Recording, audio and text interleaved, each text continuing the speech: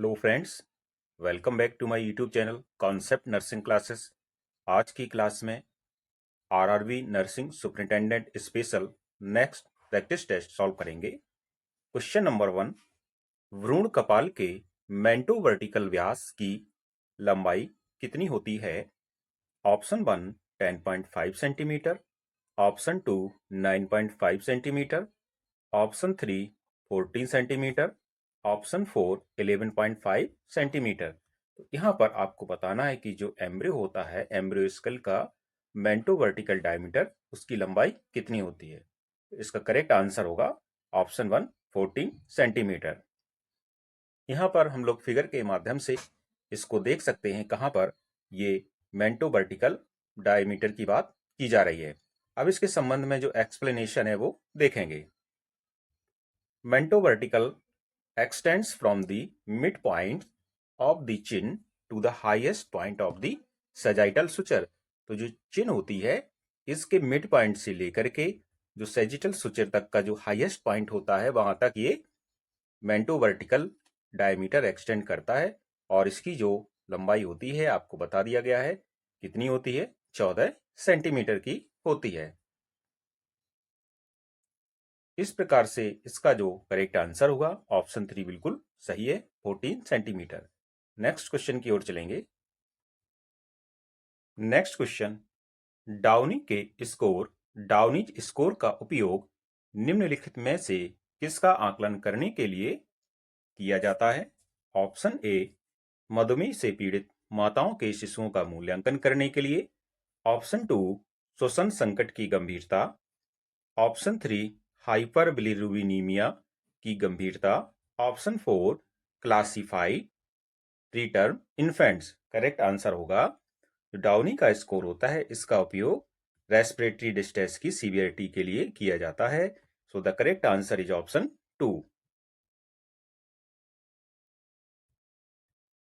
Next question की ओर चलेंगे। अगला क्वेश्चन है, अपरिचित लोगों से भय को कहा जाता है? Option A acrophobia, option B claustrophobia, option C xenophobia, option D agoraphobia. Correct answer होगा ऑप्शन 3 जीनोफोबिया। जो भी अपरिचित लोग होते हैं, विदेशी लोग होते हैं, उनसे लगने वाले डर को क्या कहते हैं? जीनोफोबिया कहा जाता है। जीनोफोबिया उन लोगों या चीजों के प्रति भय, घृणा है जिन्हें अलग या विदेशी माना जाता है। यह किसी व्यक्ति की जाति, नस्ल, राष्ट्रीयता, धर्म या अन्य विशेषताओं पर आधारित हो सकता है। तो इस प्रकार से आप देख सकते हैं कि जैसे किसी व्यक्ति को विदेश जाने पर नस्ली टिप्पणी की जा रही है तो ये भी जीनोफोबिया में आता है। नेक्स्ट क्वेश्चन की ओर चलेंगे।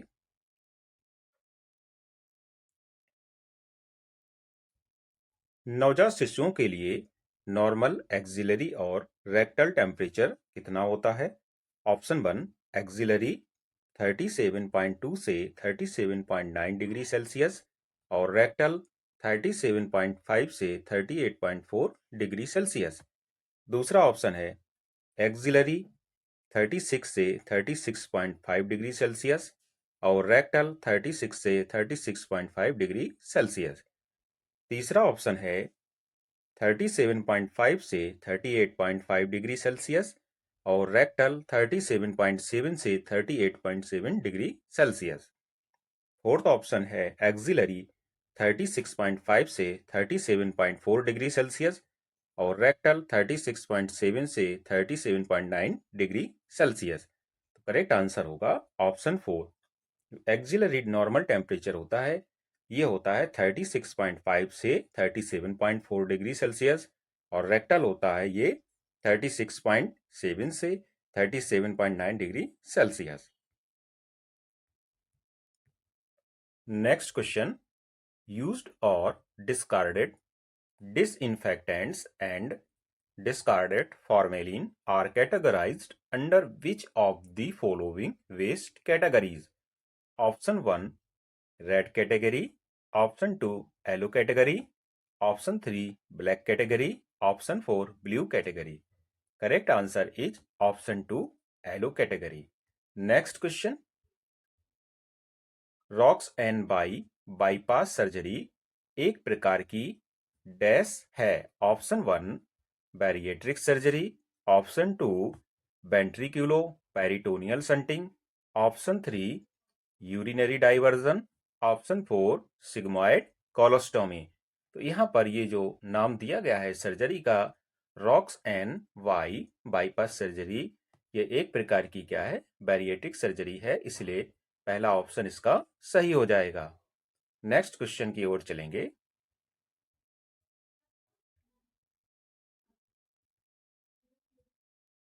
Which of the following surgeries involves transverse anterior colpotomy with colpotomy up to the interior of the urinary bladder and posterior colpotomy with dissection of the areola and peritoneum upward up to the internal os? Option 1 Michaelis Plan operation, option 2 Schrödinger operation, option 3 Reib's operation, option 4 stoppa operation. Correct answer हो जाएगा option 2 Shirodkar operation. Shirodkar operation क्या होता है इसको समझेंगे।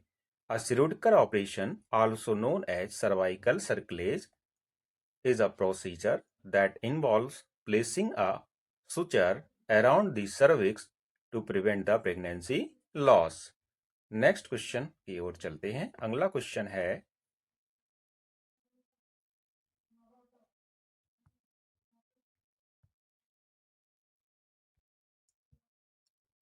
डेस्मोप्रेशन का उपयोग सामान्यतः निम्नलिखित में से किसके उपचार में किया जाता है? Option 1 aplastic anaemia, option 2 thalassaemia, option 3 haemophilia, option 4 polycythaemia. Desmopressin का जो उपयोग होता है ये हीमोफीलिया के उपचार में किया जाता है, इसलिए तीसरा ऑप्शन इसका सही हो जाएगा। Desmopressin is a man-made form of the hormone vasopressin. डेस्मोप्रेशन क्या है? ये वैसोप्रेशन का एक मैन-मेड फॉर्म है।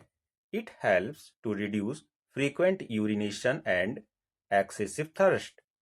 This medicine is used to treat central diabetes insipidus and bedwetting. It is also used in patients after a head injury or certain brain surgeries. Next question.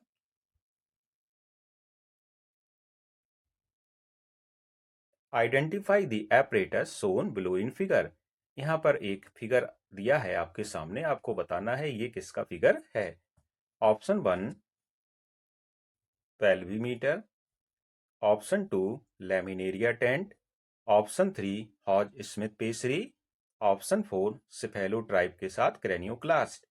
तो correct answer होगा ये जो चित्र दिया गया है यहाँ पर, ये क्या है, हॉज स्मिथ पेसरी है। So the correct answer is option 3। Hodge Smith pessary समझते हैं ये किस लिए प्रयोग की जाती है। हॉज स्मिथ पेसरी का उपयोग नॉर्मली क्या होता है, ये पहले तो ये हॉज स्मिथ पेसरी होती है, एक रिंग शेप डिवाइस होती है, और इसका उपयोग जो मेनली किया जाता है जैसे स्ट्रेस, यूरिनरी इनकॉन्टिनेंस और यूट्राइन प्रोलैप्स में किया जाता है। स्ट्रेस यूरिनरी इनकॉन्टिनेंस का मतलब है यदि यूरिन आपकी इच्छा के अनुकूल या इच्छा के विरुद्ध लीक हो जाता है तो इसको स्ट्रेस यूरिनरी इनकॉन्टिनेशन कहते हैं। नेक्स्ट क्वेश्चन की ओर चलेंगे। विकिरण सुरक्षा सावधानी एलरा का फुल फॉर्म क्या है? Option 1 as large as radiologically acquirable, option 2 as long as radiation is advisable, option 3 as low as reasonably achievable, option 4 as large as reasonably achievable. तो करेक्ट आंसर होगा option 3 as low as reasonable achievable. So the correct answer is option 3.